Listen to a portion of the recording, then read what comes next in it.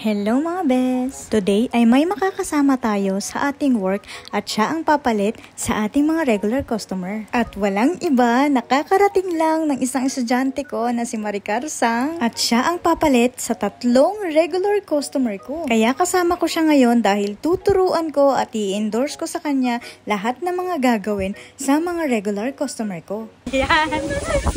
Uy, lakas na ulan, Gagi! Ay, hindi hangin! Yan, papalakas na ulan. Ayan na nga. Service na service pa rin kami.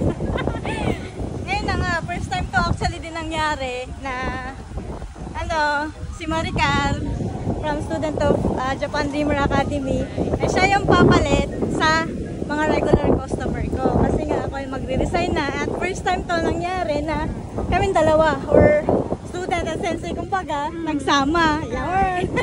And so glad ako na sa kanya napupunta yung mga customer ko kasi lahat sila ay medyo madali lang siya. Kumbaga yung mga customer ko, hindi mahirap. Kaantay kami ngayon ng pangalawa naming service, pang afternoon. Yan.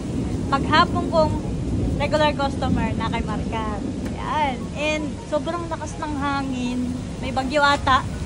And ulan. Yan o. Tignan nyo. Grabe. Ayan o. Masisira na ata to. Yung hindi masyado siyang kita, pero makikita nyo yung mga puno, nagsasayaman talaga. Naririnig nyo yung kita, pero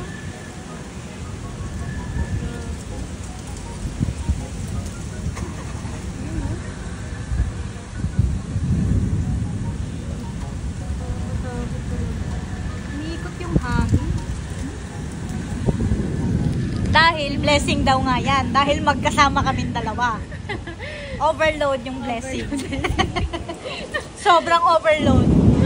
God, ayan o. Magliliparan yung mga kung ano-ano. Sa Pilipinas ito, patiyero siguro, nagsiliparan na. Eh dito kasi, syempre matitiba yung mga yero dito dahil naka-build siya sa snow. Ganon, kaya matibay talaga. Pero kung sa Pilipinas, may lumipad na yero. Lipad na yung yero ng kapitbahay, tapos may pangalan. Yung pangalan. Para alam kung kanino yung yero. Oo, para maibalik. Pero malapit na kami pumasok, nag-aantay na lang kami. Kasi bawal din pumasok kasi na maaga. Yan. Bawal din, syempre late.